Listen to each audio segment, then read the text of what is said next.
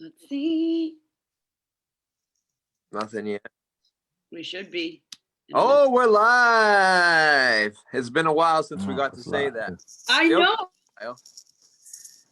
It feels like a while. I hope everybody missed us. We missed all of our loyal viewers, right? Jess, you're frozen.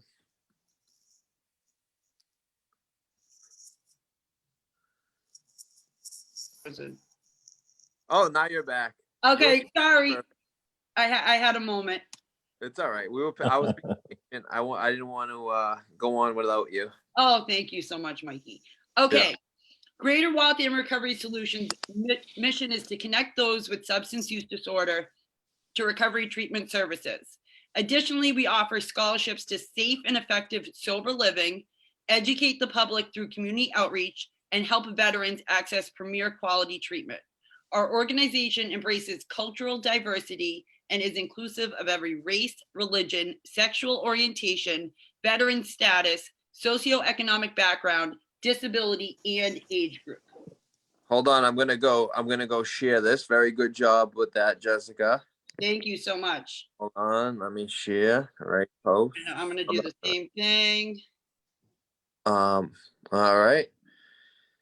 Yeah, so we're back. We've been working. We've been able to place people into treatment, find treatment options for folks in need. We've been raising money for scholarships.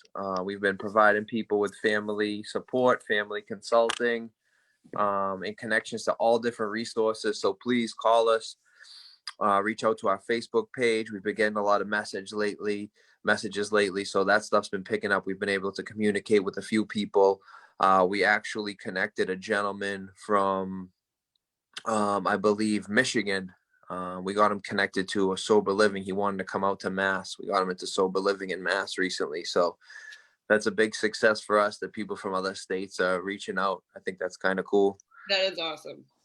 So we actually already have some comments. Oh, nice. So Olga Anna Gomez said, hi, missed you guys.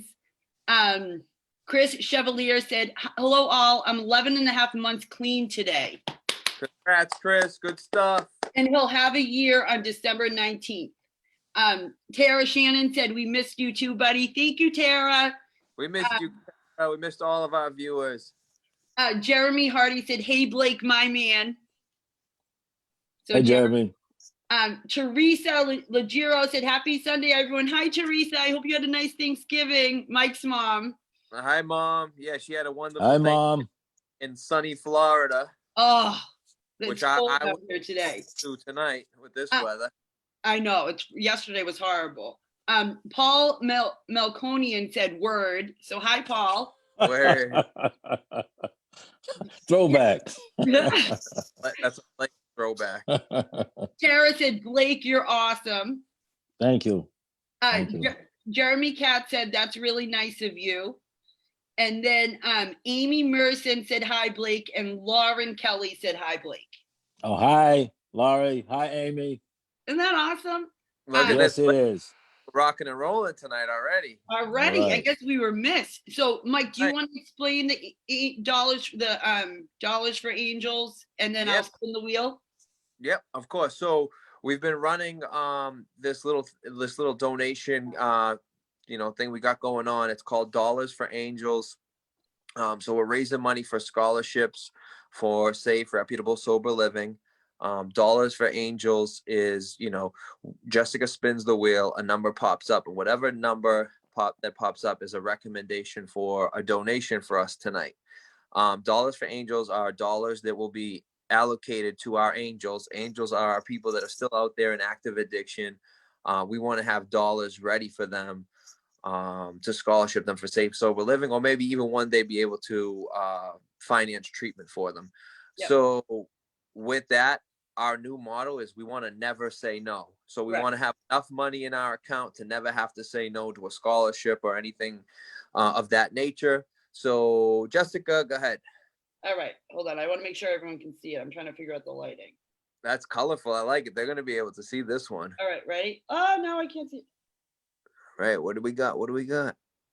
One? Oh, no. 20? Hey, look at that. That switched up.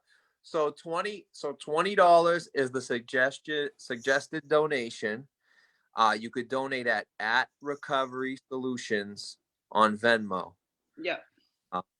At Recovery Solutions on Venmo. 0143 is the access code if they ask you for it. And Julie will post the scanner ID on the comment feed for you if you want to donate. And if you can't donate $20, any amount is fine. If you even want to, it did trick us for a second and said $1 first. So if you just can donate $1, that's fine too. One more comment from Steve Sorrenti said, "Hi, I'm Steve, new to this. I've had reoccurring drug addiction. I need more social support. I'm from Boston." Steve, please continue to reach out, message our inbox, message Yep. myself, Jessica, any of us on the team.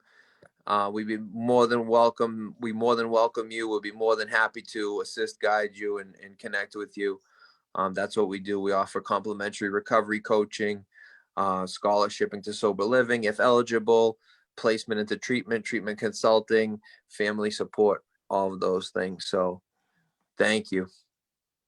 And already Kevin Caprio said, "Let's go." And then said, "Mike, text me how I can help you." So look at that. Who's that? Kevin? What's up, Kevin, my man? That's awesome. There's people that we can support you, and we're here to help you. That's it. So tonight we have a special guest. I love this man. 17 years in recovery. A person that when I came into the rooms, when I saw recovery, was a beacon of hope for me. Someone I truly look up after. I truly have admiration for. His views on recovery, his views on life. Always an outside the box thinker. My friend, just a man I adore, and a very helpful person in my journey. Blake, what's up, Blake? What's happening, everybody? Thank you for having me. I appreciate this opportunity to continue to do what I've been doing the whole time I've been here, sharing myself with others. And there's a lot. I got anxiety, but it's a good anxiety. Yeah. It's a good, healthy, necessary anxiety. I'm long-winded, so it's okay if you cut me off. There's a lot that I thought about because I experience a lot and I take a lot in. I say little, I say a little, but I say a lot when necessary. So I guess I'll start with how I got here. I got here because I got tired. August 21st, 2003 was my, or is, take that back, my clean date. And hot summer, August 2003, I just said, I'm done. And I did not see what was coming. My only thought was, keep your clean date, Blake. That was my language then. Keep this date. Keep this date and make it sacred. No matter what the hell else goes on in your life, keep this date sacred. And I was 38 years old when I got here. And I emphasized that strongly because I had nothing. Actually, I did have something. I had hope that I could do this. So I'm going to rephrase that statement. I had hope that something would come of this. That human resilience where you don't feel like you have nothing, but you have something. And I wasn't concerned about my tomorrows. I was just going to continue not to use drugs. And when I got here, I began to hear people say, as long as you don't use, Blake, as long as you don't use, I would, have my own thoughts around that. I knew nothing about Narcotics Anonymous. I knew absolutely nothing about recovery. So I paid attention to things that I was attracted to, and seeing how this is a program of attraction, I understand it in its most definite sense, the things that attract you, that keeps you coming. And I don't have a lot of friends, and I was not looking for it. I'm still not. I'm just who I am when it comes to how I choose to deal with things. And I'm premeditated. I know what I'm doing when I'm dealing with people. I know why I'm doing it. And so, I kept to myself a lot. The first person I ever got close to is no longer among us. He's just not. He's gone. The second person I got close to, I finally caught up to him after about 4 years, and he's struggling to make it back. And in retrospect, there's been one, two, well, there's Amy, Amy's someone that we got close to. I got close to John, better known as Sleeping to Y'all. There's another person, they know that I was going to say this, that I got close to. I trusted their judgment. I trusted how they chose to interact with me. And my first ever commitment in a meeting was with John. And he says, Blake, I don't care how intelligent you are. I care about one thing. You ready to get this? And I looked at him like, what the hell do you mean by that? That is John. He's more concerned about your recovery than anything else. So he became a beacon of understanding for me. And to this day, him and I communicate, we laugh about the things that we went through in our journey as men, as Black men from Boston. And so one of my former sponsors, who also is no longer among us, he died 20 years clean. He was someone who told me that, Blake, it's not going to be easy for you because you are a very forward kind of person. You're very strong in the statements you make, and it's going to make people feel uncomfortable. And my response is, I don't care about that. The only thing I care about is what I need to do to stay clean, what I need to do to express how I feel. And so it became. I'm somewhat of a complicated person, but I'm a fair person. I'm a very fair-minded person. I don't want to jump back and forth, so I'll try to stay specific as far as recovery goes. So before we get yes. into your recovery, where are some of the places that your addiction took you? Just so we have a reference point, things that you've been through. And what was your drug of choice? The famous question, what was your deal? I answered the second one first. Okay. Dope and coke. Nice. Well, dope and coke means alcohol and weed too, but dope and coke are my strong points, right? Or my weak points. To answer the first question, secondly, every alleyway in Boston that you can't think of, shooting gallery, crack house, wherever, and it's just where it took me. It was like this crazy maze of one day I'll be done with this, but for now, this is what I do. Sleeping on park benches, it didn't matter. Going in and out of shelters, I just relied on my intelligence to get that next time. I relied on my hustle. I relied on my manipulating skills I'm gonna get high today. Now, with that said, there was a lot of in and out of prison as a result of that. From 1982 to 1997, that's 15 years, about 13 and a half of those years were inside. With a few from 99 to 01, back and forth. But at that point, I was pretty much done. I was a shell. There was nothing happening. I was angry at everything outside of me. And because I blamed everything but me. Confusion sets in, you start swinging psychologically, and that's what happened to me. But Blake being Blake, little did I know in retrospect, I just said one day, sitting right down there, as a matter of fact, on Burning Desire, there's a picture of me this past August. That's why I got clean. That was the day that I said, I'm done. Parking, the bench is gone. Everything is new now. I just said, on this day, I'm done. I'm never doing this again. And that was my wake up. But it didn't start there. The seed had already been planted. It's just, okay, Blake, today is the day you make your bed. Yeah. You see that it's been, yes. Sorry, I didn't mean to interrupt, but was the seed planted in prison? No, there were people who knew me. They said, Blake, this ain't you. You got a gift, man. Listen to you. You have a gift. What they meant by that was intellectually, I'm attracted to intellectual people. At the time, I loved to sit and read on a dime, no matter what the subject was. I could give you detailed responses about it. And people would look at me like, damn, just like that? Yeah, that's just how I developed. I'm a very singular kind of person. I'm an individual. I'm a loner, so it's like I'm explosive about a lot of different things. It doesn't matter what it is, whether I hate it or love it. I'm explosive about it. And so it's kind of how I developed, like, damn, where'd all that come from? But it was just there. People telling me, man, you should become a writer.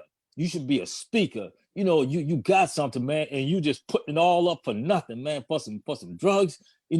This was back and forth as I got old and I started to hear this and I started to pay attention to it. I started to look at myself like, yeah, I can see me like that. Because if I start telling you things, you start believing that, and you Right. start to different view of self. And I start to look, say, maybe I can do something, but I got to start this first. And that's how I became. As a matter of fact, yeah, I'm just grabbing something. That's empowering. Being told that you could be all these things, and us having some low self-esteem, as a product of our use or a cause of our using, like that. That's huge. That's huge empowerment by someone telling you can have a purpose too. You could shift people's perspective. You could shift the paradigm. You could be that change, or you can influence change. Absolutely. But there were also people here when I got clean that says, Blake, you have something, man. All you got to do is get honest with yourself, open up and let it be. Because I knew nothing about Narcotics Anonymous, it's like I raised my hand and I said what was on my mind. Sometimes it stepped on people's toes and ruffled some feathers, in terms of beliefs and stuff like that. But I'll be the first one to tell you, Jess, you may not know that if you ask me who I believe in, I'm going to tell you I believe in me. And the proof has been the fact that I can do things for myself that I once could not do. I'm looking for something. That's why I'm moving around. I'm waiting for you to find it. I'm like, don't tell me he's gonna go to the bathroom right now or something like. Oh no. Because people have done that on Zoom, and I'm like, not Blake. No. Yeah. Well, I'm like, where's he going? So we actually have a couple comments while you look for that. So it seems awesome that a couple people that were commenting have helped Steve out. Steve Sorrenti, who has been commenting that like knowing I have anxiety and depression also can be an isolating matter. And people have connected with him on the comments of the show, which I think is incredible. Fantastic. Tara said, love your honesty, Blake. I love how you don't care and speak your inner truth. You're humble and a great role model. Thank you, Tara. And then Joseph Safari said, hello, Blake. Thank you, guys. Hey, Joseph. So we're having trouble posting the picture of the Venmo. So the Venmo info, again, the magic number tonight was 20, but it can be magic number is 20. We'll say it a couple of times before the night's over so we can pump it up, because we missed last week. So in all fairness to us, we deserve double this week. Exactly. So the magic number is 20. The donation goes to @Recovery Solutions. Oh, you know what I can do? On Venmo. And the access code is 0143. So that it's got to say Julie Bunch @Recovery Solutions on Venmo. And $20 is what number popped up when we randomized it. And you can donate however much you can spare. $1 is good for us. $20 is what we're shooting for. If you can't, $1 is fine. We'll be more than happy. I hope this isn't backwards for everyone else, but there it is. So Blake, when you had that moment of, okay, this is I'm gonna hang up my jersey. Did you seek treatment? did you do it? What I did is the place that I used to get high at, it was right there, one of the places. So I just went there and said that I need to get to a detox, and of course I went through the process of that. And that was the first time I ever willingly went somewhere to seek help. Like I said, I knew I was done. Before I was done, I knew that I was done. So you think that was it? You think that was it? That this time you knew you were done, so you took it upon yourself. I knew I was done. Willingly. Okay. I knew I was done. The mental residue, Blake knew it. Yeah. Blake knew it. It was just mental residue just kicking around. I knew it. And when that light bulb went on, I looked around. I was 38 years old. I said, you know what? F this. I'm done. I am done. They looked at me and said, I'll see you when you get out of another halfway house. I said, you know what? You will, but I guarantee you it's going to be different this time. And that was 17 years ago. And a lot of those same people, 3 of them are no longer among us.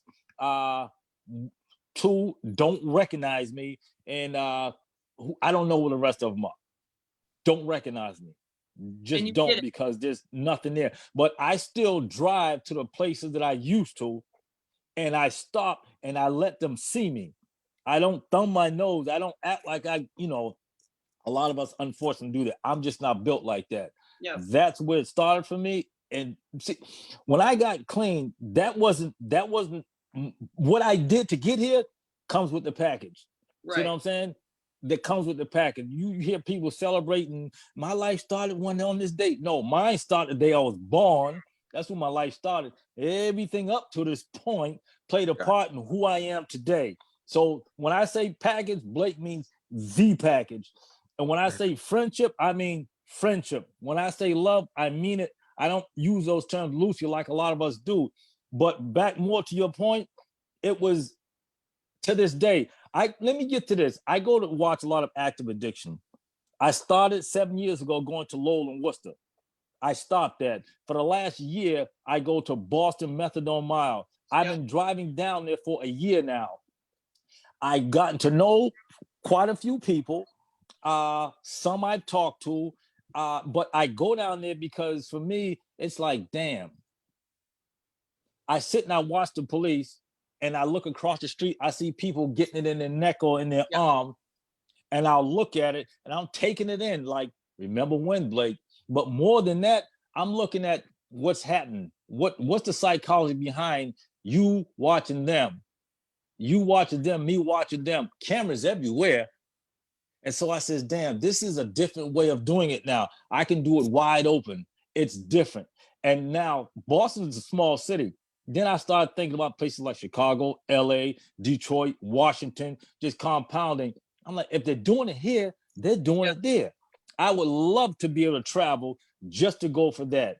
Because to me, it's energetic. It's like, this is it, fellas. This is it. This is not some small and a whole type thing. This is happening all over this effing country. And there's a whole bunch of us that unfortunately thumb our nose at this. Unfortunately. So it's like, I'm only me, I'm only an individual. A lot of people don't know I do this because it's not for everybody to hear. It's just not. Now more will hear it. But Laurie's been one of my biggest, if not the biggest supporter. Like, do something with what you're seeing. And it's like, I talk to these people, and I look and I say, damn, wow, look at this. South Bay's right there. Yep. South Bay is right there. And I'm looking at the psychology. I'm like, it's like mad world. Everything's gone mad. It's crazy. The people that pick up the needles, every now and then I'll say something to them if I can, or some of the people that are active, it's like, this is how it is. This isn't a movie that we see on TV anymore. This shit is in your face. And I look at the faces of the people who drive by and how they look at them. And I'm like, wow. Methadone Mile is like this big, deep, dark secret that's no longer secret, but people just, ignore it. And I'm looking like, what can I do? What can I do to participate in this? Yeah. Other than look the other way? That I just can't do. So it's part of how Blake recovers. So music, it's remembering the wreckage of the past, because it can be so easy once you're so far removed from it to think, oh, I wasn't that bad. Yeah, absolutely. I can have a drink. I can do a line. I can, I'm not as bad as these people, but we were. It doesn't matter if we were sticking a needle into our neck on, Topeka Street or whatever road it is. Topeka Street. Yeah. Our addiction brought us to our rock bottom, and those are people too. And people forget that. And people that I always say this about Mike, that he's someone with a decade of clean time, and he doesn't go around acting like he's better than thou. He's still humble. And I think that you see it a lot, that people get some clean time and they think they're up here, and everyone else who's doing that down on methadone mile, even though I hate that term, because a lot of the people we talked about the other day aren't on methadone. sticking needles in their arm. They're not on prescription, just on prescription methadone. And it's just, I think and yourself included, you have 17 years of clean time. You're not someone that thinks that just because you got clean, you're now this elated person. You remember where you came from. Like you said, it's the whole package, which I think is so, you have to remember that stuff. You have to. Well, I think a product of why, like you said, myself and people like Blake and yourself can do that is because we missed something big that Blake said while he was explaining when he goes down there. He says, I talk to them, right? Yep. So you reach your hand out to people who are new, and you reach your hand out to people who aren't removed that much, a day removed from a substance or an hour removed from a substance. How could you forget? How could you forget pain? How could you forget the agony? How could you forget the despair that you were in? You know what I mean? Because just having a conversation, I could have a conversation with someone in active addiction, and I'll get chills because but for the grace of God, there goes I. That was me. You know what I mean? I am you. I am the people on Mass Ave. I am those people. You know what I mean? Like, I can't thumb my nose at them because that's me. I get far enough away from my program or what I look at as recovery or being able to help somebody else, then I will be down there. And God, and I know that to be the truth. Yeah. So we just got a comment from Lauren Kelly. She said, it gives me gratitude during a time where we are limited to in-person meetings, different approach to giving back and receiving gratitude. And Paul, that's deep. Yeah. Paul McConian said, your life is a statement that is removing the stigma. Thank you, Paul. And Kathleen Wise, hi Kathy, said when we talk to people and not at them, they know we can identify. That's a big thing too, not like shoving, it's attraction, not promotion, right? You're not going down there and saying, I did this, so you have to do this too. It's talking to them, meeting them where they're at. And I think that can help more than anything else, because we can't make anyone get clean. We can't. Well, no saviors. Doesn't necessarily work. What works for me, I'm 100% certain doesn't work for you, Jess. What works for me, I'm 100% sure it doesn't work for Blake. Not exactly, anyway. Yeah. Bits and pieces, of course, there is some synergy, there is some alignment, but 100% no way. It's just not. We have our own personalities, and that's what I love about Blake is he's always been one to be vocal about. And I love when you said, like, as long as you don't use, you kind of never bought into that hype, because there has to be more than that, right? There has to be more than that. You don't use. Me, as long as I don't use, as a person balled up with anxiety, depression, restlessness, anger, like I have more than just not using. There's got to be something more for me. There's a piece in the flat book. It talks about spirituality. It talks about belief. And this sticks out to me. It says, I'm paraphrasing, your method of belief or the direction you choose to go in that should be no one's business. No one should, and they should be trying to tell you how that should be. That's right. And I think of that because we can put the drugs down at the same time, but some of us are so immature when it comes to spirituality, or we're so one-dimensional, which has been a big turnoff for me, because I can sit next to somebody that don't believe and be just as comfortable with a bunch of people over here that just repeat what they hear. You know what I'm saying? The preachers. Right. I This is typical. Preachers. This is unconventional. I'm unconventional in a lot of ways, and I roll with what's unconventional. That's what makes me free to say it, mean it, and put a period on the end of it. That's the part that sometimes intimidates people because they don't have the freedom. They say they have the God piece, but don't have the freedom, and it shows in their action. It shows when they see somebody like me coming, they look the other way, they duck, they scratch. I don't do that. I can appreciate you regardless of your situation. I can accept you because there's always room at Blake's table because how I'm built. Unfortunately, there are a lot of us like that. They, not to, travel all the way down that road, but I watch people. I take it all in. Yeah. I see what you don't want and no one else to see. But I'm like, we all have our own shit we deal with. Excuse me. We all have our own stuff we deal with when nobody's looking. Again? No, we all have our own shit that we deal with when nobody's looking. You know what I mean? So it's like, you know, I don't buy into that.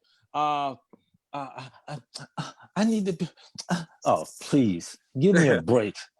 Say it and go on about your business. You know, when Zoom first started, I found out there was no more meetings. I mean, I was a little psychologically messed up, but it's like, ah, damn, now technology. I'm not a technology person, despite the fact that I like it. I'm not. I was all We messed saw up. that. We saw Can you that see earlier. me? We saw that earlier. But the part I was going to look for that I couldn't find, Tony's got the cop. But on my keychain, it says 82103. On the back, it says WORD with periods after it. And it means when others respond differently. Oh, If anything love that is etched on my heart, etched on my psychology, I will die with that. When others respond differently, when others because oh my God, I'm obsessed. That's amazing. thank you. That's amazing. When oh my God, I'm gonna get It's a platform. It's a platform big enough for everyone. It's not a Blake thing. I just initiated it as far as NA goes, but it's for any. It's a platform that's big enough, and all that simply means is you don't have to repeat what you hear. You can think outside the box. You can express yourself. Express yourself in your own diction, in your own way, and what drives you.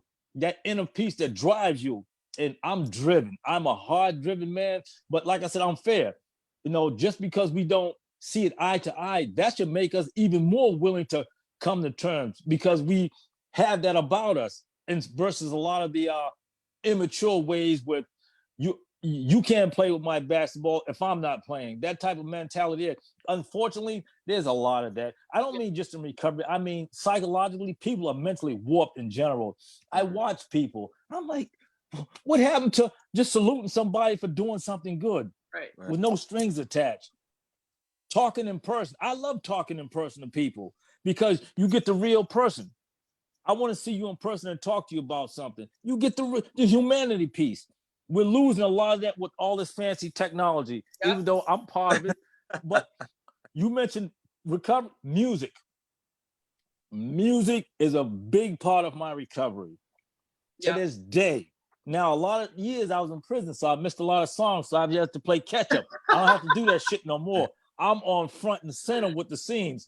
You know, me and what Laura used to do a lot of our TBTs, you know, Throwback Thursdays, because I love it. I love it. I love music. I'm a son. I'm a child of the 70s. You know, when music was real music, where you could actually sing and you play instruments.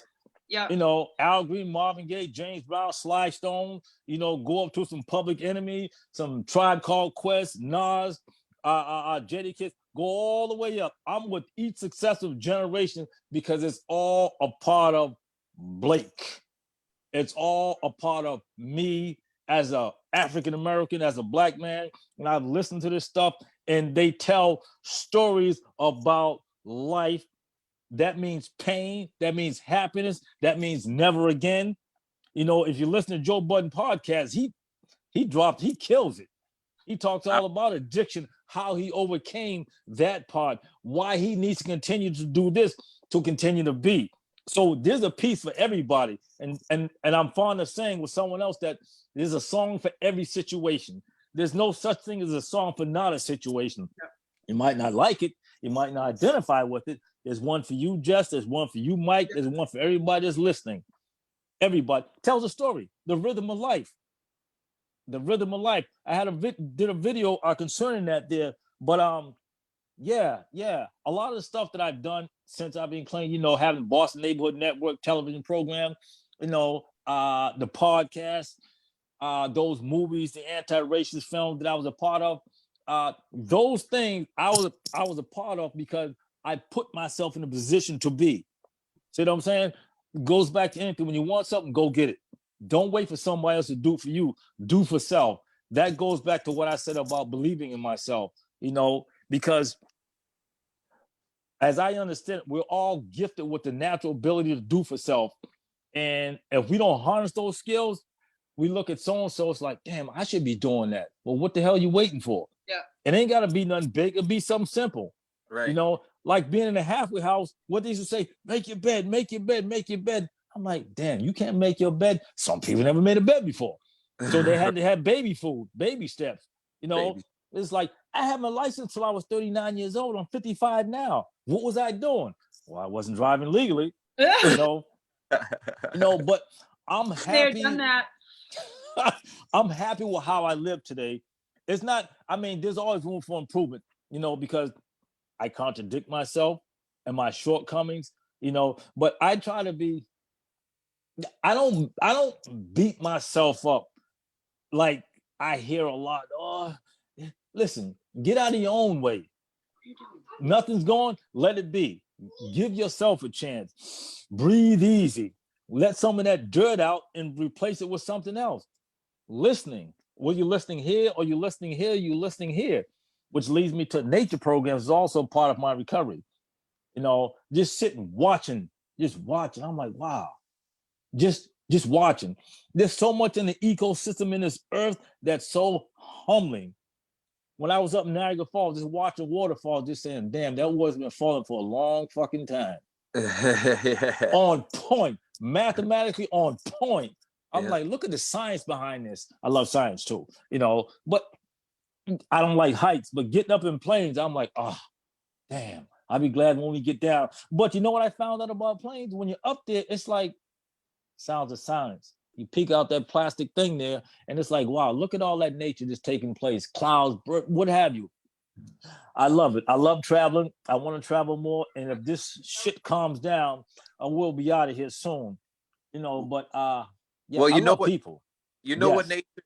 nature and flying and all that thing, why it's so good is because you realize how insignificant you are, right? So I think the problem as us as addicts is we have these grandiose egos, and you know, it's a self-centeredness is the core of our disease, and all Yeah. these, and then when you get with nature, you're like, I'm really not that big of a deal, right? I'm really like, nobody really cares, you know what I mean? Like, Yeah. who am Yeah. I? Oh, Yeah. you know, it's like this is all going to happen with or without me. I don't impact any of this very much, That's so deep. I can't be as important as I want the world to think I am. We all think Yeah. so. So I apologize. My son just walked in. He's bleeding. My boyfriend. It's just chaotic. So he's fine. Oh, So that's why I okay. kind of had to tune out for a minute. It's always chaotic in this house. We actually have a couple comments. So Jeremy Hardy said, exactly, much respect, brother. Amy Merson said, I've always told you that there are people that come through that need to have the message delivered a little differently. Keep doing what you do. We need you. I personally will always need you in my life. That's awesome. Lauren Kelly did the word. So when others react differently, I love it. I'm obsessed with it. Carrie Ann, hi Carrie Ann, said the one and only classic man. Listen to the words of Blake Rickerson. He's influenced many. That's Hi, one of my Carrie. Hi Carrie Ann. So Blake, when you Yes. went through, hold on one second. We'll get back to the question in a second. I just want to remind everyone: Dollars for Angels, $20 at Recovery Solutions. $20 was the number that generated when Jessica did the spin the wheel deal. At Recovery Solutions, that's just a suggested donation for our recovery scholarship fund. If you can't do 20, $1, we're more than grateful for anything you can spare. I know it's the holidays and it's COVID and all this stuff's going on, but if you can, we would appreciate it. It's going to a good cause. We've been scholarshiping people. Yep. We want you. Our motto is we never want to have to say no. So we want to always have something in that pot so we can help people out and who don't have anything, you know, and that's the people that really need it, you know. So Blake, as a person of color, as a man from the Black community, what was your experience in treatment? Was it difficult for you in the halfway house or in detox or anything like that? Did you experience any, you know, adversity due to Good question. No, I didn't. How can I word this? I don't take shit from nobody. I don't care what color you are. I just don't. That's just Blake one-on-one, period. Yeah. But did race play a part? I'm sure that there's always been a psychology of race in this country. That's how this country was born as a result of racism as a system.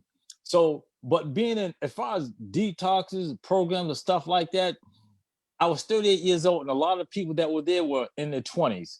Mm. You know, there were a lot of younger people, and I just honestly, I looked at them like, look at these clowns. They just fucking around, you know, and messing around, sneaking this in, doing this. Like, I don't know what the fuck they doing. And they looked at me like I'm just mad and miserable. Nah, you know, I just, you know, so nah, I didn't, you know, people, I used to sit and listen to people make excuses. Oh, my girlfriend's going to take me back. I got 2 checks coming in so I can find me a place to live. And I'm listening to this stuff like, wait a minute.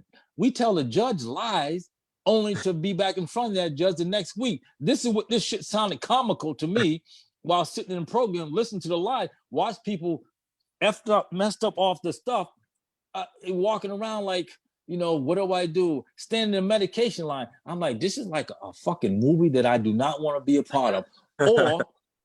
Or at the end of the movie, there's some light. That's Blake. That's You know, right. and I've been that light at the end of that fucking movie because I put myself first. But racism, I didn't. But I'm sure the psychology's always been there. Because Right. you sound a certain way, you sound like you know too much, or sound, you know, that can be intimidating and threatening. If you look a certain way, if you remind of a certain situation, that's always going to be. But was it like that? No, I've had to put my fist in upside a few people's face. Yes, it came with the package. Came with the package. Because The I Blake don't, package, The 101. Blake package. The Blake yeah, package. I don't put myself in a position, but if that position comes up, it's me first. That's you know, right. that's just how it is for me. But I don't look for nothing. I'm to myself. I'm a fair person, like I say. I'm a caring and a giving and honest person.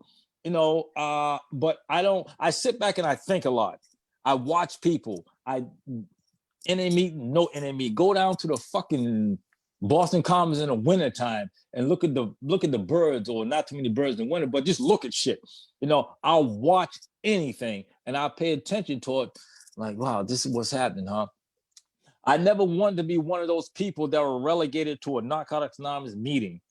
I never wanted to be one of those people that lived in NA. I never wanted to be one of those people that had all the information but didn't have a fucking license. No. That will never be me. I meant that then. I never wanted to be. But I could appreciate one thing.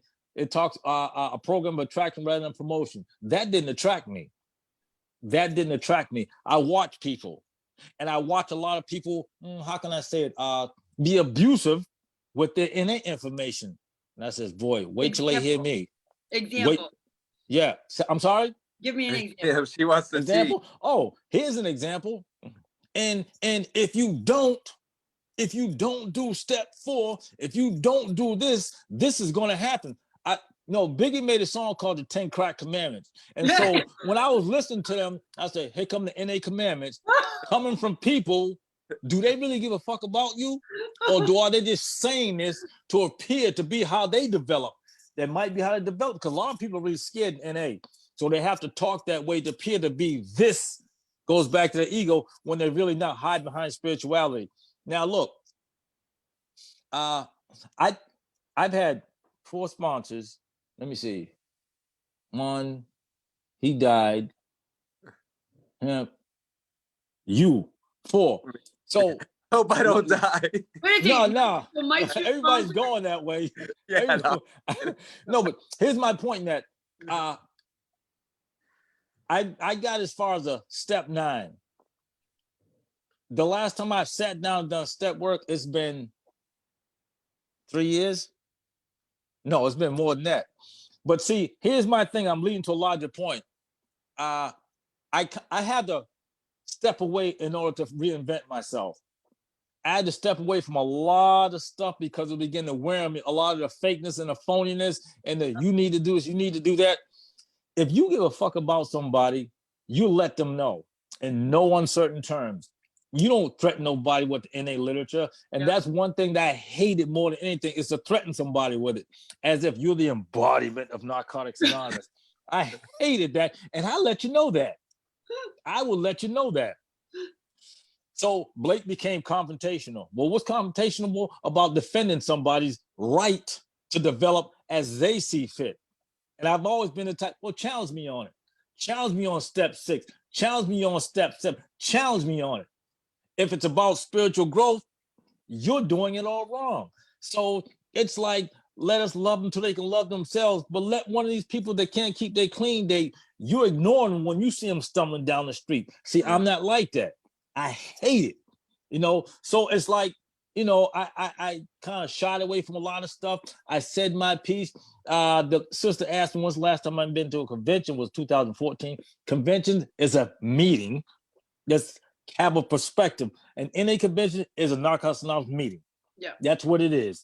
That's what it is. Change the term, it becomes, whoa, well, wait a minute. Where the fuck we at? We're in a meeting, right? Okay, act like it then. You know, oh, there you go, Blake, there you go. No, that's who I am. Perspective, no perspective, none of that shit means nothing. So, am I mad? No, it's just, you know, fuck him. Works for Blake. We're going to go back to that. Huh? Tell us how you really feel. And 17 years. Yeah. Yeah. But, you know, this doesn't mean that I have a inner soft side to me. And in the beginning, it was, nobody's going to punk Blake. You know, I'm from Boston. I'm from Roxbury. I'll fuck you up, you know? And so I had to delete that because you know what? I'm more gifted than that. I have a strong psychology. I can let you appear to be the winner and crush you in the end. I understand that. I developed that understanding more as I sat back and watched people.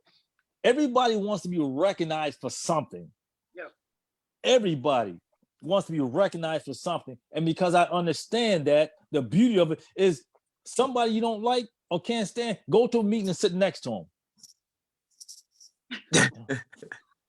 That's the reaction from that person, not physically, but to themselves. Why is Blake sitting next to me? He don't like me. My point is, when you're the bigger person, that's how you clean your own closet. Being a bigger person about something, you know, because that shit that made you get too caught up in it. Yeah, I feel good. You feel free, right? Yes, better term, free, better term. But yeah, I mean, I'm a, and respectfully speaking, I'm strange. I'm the weirdo type, but it's like I'm Blake.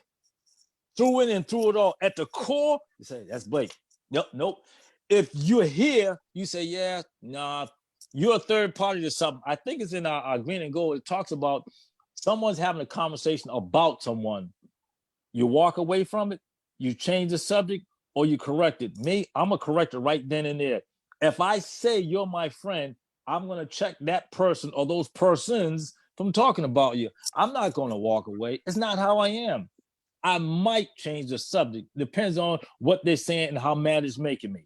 But I'm not going to walk away. That has to be addressed right then and there, which goes back to what I said about love and friendship. You know, it's loosely used like a lot of things today. We're so wired for wobbleness. With me, that's why I don't like being around a lot of people. I'm good. I'm good right over there in that fucking corner. I got all that I need. You know, I can walk into any crowded room and find my own space. When you get to that point in your life, you got it. Anywhere. I don't care if they wear $1,000 garbadine suits, business world or whatever. I can walk into any crowded room and find my own space. That is going back to being yourself on any and all circumstances. You know, like, oh, they're all looking at me. Oh, well, yeah, whatever. You know, I don't give a fuck who's on the other side. Don't care. That's when people say they made it, that's truly when you make it. It's not about anything monetary or anything like that. But when you're truly comfortable in your own skin and not concerned about public perception or perception of others, and you're not a slave to that, because that's what we become. We become slaves to what people think of us, right? Yeah. That's why, you know, we buy certain clothes, we dress a certain way, we want to look a certain way, we don't want to look different. Sometimes we want to look different because that's what serves us. But that's when you're really free, is when you could care less either way, you know. What is it when others react differently? Oh no, sister, you can't butcher that now. Don't butcher that. That is when others respond differently. So I all just capital letters. So I did Huh? react, not respond. Which, welcome to my life. Yeah. Hey, speaking of that, see this? Yep. I didn't start wearing this till about 2 years ago. And for the first time, maybe 4 years ago, I saw gray in my face. And I was like, whoa, damn, Oh. all these years are not, and now it's there. But it was bound to happen, I guess. 2 years ago, I would let it grow, shave it off, talk about self-esteem and stuff like that, a certain look, image. And then I'm like, you know what? Fuck that, man. This is the new Blake. Let it grow, bro. Let that gray pop. Yeah. And it's what it is. But I like it. I'm not running from it anymore. It's there. Yep. And I appreciate it. I mean, I had to shave all this off because it was like running wild on the sides there. But Mike, you said something, but on the flip side to it, like I like dressing. Mm-hmm. I have an ego, and I've never been ashamed to say that I have one. I won't go out the house unless I match. But I like dressing. I like what I like. But you know what? The responsibility come with that. I'm not short on a phone bill. I'm not short on a mortgage. I'm not short on nothing. If anything, ahead. Stay ahead. Why the money? We had to talk about turning money around. Right. Stay ahead of it. So I can afford to wear the fancy stuff I wear because I earn it. But yes, sir. Here's the kicker: the fancy clothes don't make you. You make those Absolutely fancy not. clothes. That's right. Ooh, there's your one That's line right. for the night. But Uh-huh. you've earned it because you've gotten to that point where you make that suit. You rock that suit. That suit's not rocking you. That's right. So we actually have a couple of comments. So Kathy Y said, Annie gave me my life back, taking the tools the program taught me and applying them daily to be aware of surroundings and to enjoy life. And she also said, I was taught the person you don't like might be the one you learn the most from or get the help from when you least expect. It's a God thing. It's so true. Like my sponsor, I had a resentment list. I can't even tell you how many. I think 132 people were on it. And my sponsor always said, pray, like anyone that, pray for them. Pray for them. I mean, I'd be like, after that, like, I'm not praying for this person. And it does help. It releases it. When you pray for your enemies, you double your blessings. Yep. And resentments are like, drinking poison and expecting the other person to die. So at the bottom of every resentment, if you keep going down that road, is a drink or a drug. So that's what, you got to get away from it, whatever way you can. Lauren Kelly said, move to your own beat, speak what you believe, and listen to your inspiring message. And then Paul McConian said, I remember that, Blake.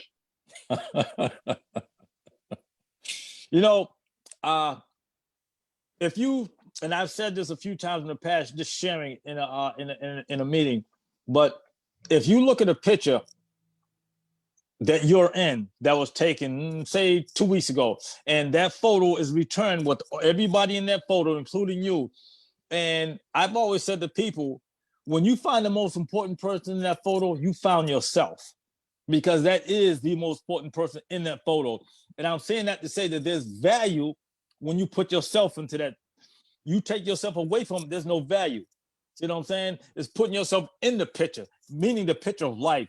That is where you begin to see value. Even though if you don't have it step by step by step, because we're so busy trying to catch up, and this country's going so crazy with greed, and we want to catch up to every fake commercial, every phony TV live show that says, be like me. Before you know it, you're all outside and no fucking inside, which is why I'm not really a TV person. I'll watch documentaries. I'll watch my nature programs. I might laugh a little at something on TV. But other than that, I'm just a thinker. I'm an intellectual. And I'm not reducing myself by saying that, but those are my strong points. And it's like, I can take the hits because I know that I'm built for them. I'm built for them. It's like an elephant don't swat flies for a reason. Elephant will not swat a fly because it's a waste of time. Elephants like, listen, I'm on another level, and it's like, that's where my life direction is taking me to be that way. But at the same time, there are others that I'm attached to, like the people that are making these comments. I have an attachment to on different levels for varying reasons. And it's like, having that attachment only makes it bigger and better for me when I look at that picture. Going back to active addiction, going back to looking at them, not how dare you, but looking at it like, wow, going back to what you said just about, yep, I remember 17 years removed, but it's like, damn, why is this shit so vivid to me? Because I will never, like on the back of that thing says, never lose it. I will never ever act like that shit's not me. I just won't. And because my attitude's like that, when I'm there, when I'm like, oh, damn, look at this. Wow, look. And so, this shit is crazy. It's crazy when you see active addiction like it's being done now. I look at the police. I grew up with a few cops, so they know me, you know. And one I've actually talked to about this is like, Blake, remember when that was you? I'm like, yeah, but they can do it in front of cops now. I know. He's like, man, they don't say nothing because they can't. I get it. I don't ask them neither, you know, for the ones that I know that I grew up with. But I guess my point is like, God damn, who would, I would literally say, who do you think would sit and watch this if they had the time? Because a lot of them do have the time when they're on Facebook for 14 hours. But who would do that? Not many. Not it.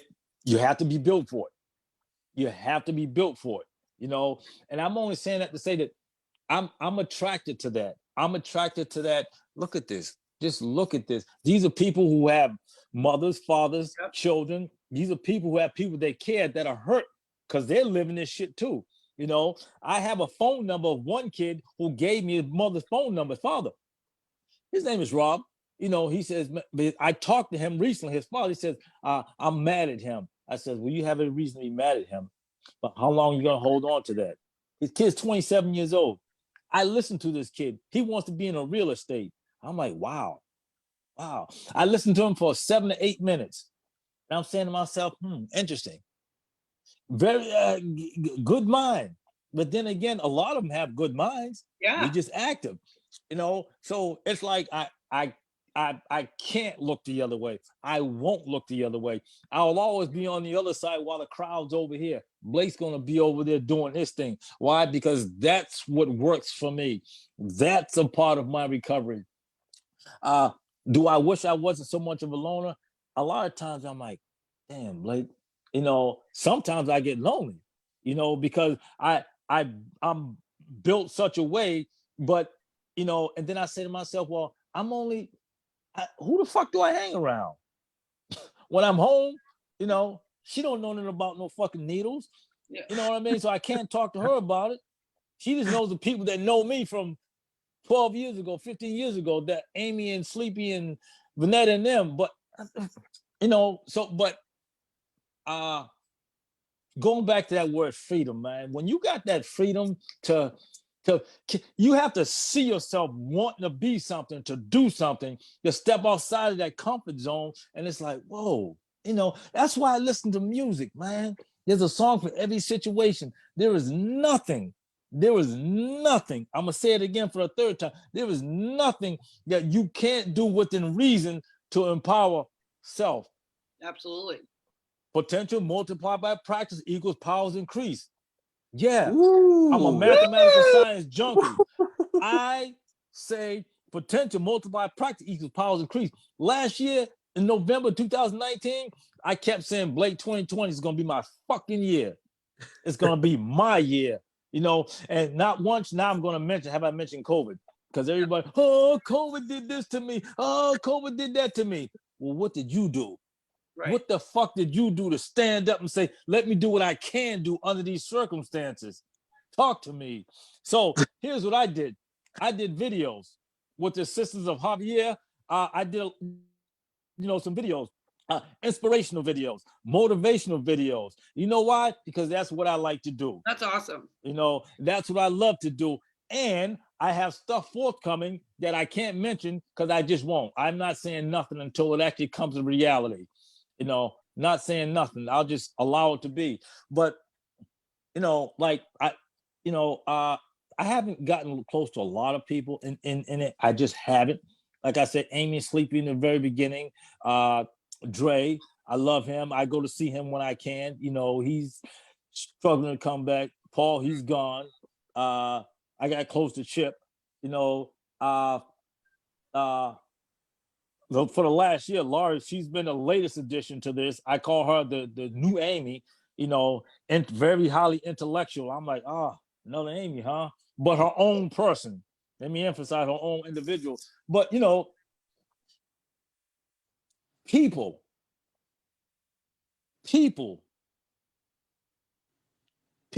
when you can step outside of your comfort zone and just see me, I can walk amongst any crowd. I don't give a fuck who you are. They could be, what's the mayor from Boston? He could be standing there having a speech or whatever, and you know, everybody's whatever. And you know, Blake, you know, I'm not gonna fucking stand there and start like just trying to ease up this way. Here's where I'm at. Here's my perspective on it.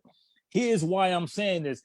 Based on this is why I'm saying this. Here's what I believe to be necessary. You know, and I'm only saying to say how a lot of times we can get involved with something and then we fall in line with everything else. No, I'm free. Again, going back to be free to be yourself. Be free to express how you feel about that situation, why you feel that way about that situation. Now, of course, you know what that does, as I understand it, it moves a lot of people away from you. It moves a lot of people away from you, but the right people come to you. Quality over quantity. There you go. Well, the right people come to you. Good stuff, my brother. All good stuff. We got to bring it in real quick. It was a pleasure having you on the show. Thank you so much. Your insight is always amazing. I love your perspective on life. I love your thought process. Always have, always will, man. I'm grateful to be a part of your life and be a part of your recovery. Jess, anything? Any last words? Jeremy Hardy said, Blake is one of the biggest parts of my journey. So blessed to have met him. Thank you, Jeremy. All right, people, and before we sign off, remember, we're still placing people into treatment. Please reach out to us if you're struggling. We still offer family consulting, some family support. We're offering scholarships into sober living if you meet the criteria. We also take in donations for our scholarship fund. We want to never be able to or have to say no to anyone in need. So please donate. $20 was the number we came up with tonight. Just did a randomized spin and it came up to $20. So if you could donate $20 to At Recovery Solutions, we will be forever thankful. If you can't come up with $20, $1 is fine. Anything in between. Thank you so much for always tuning in. And please remember, leave the world a better place than you found it. Thank you. Thanks, Blake. Thank you, Jess.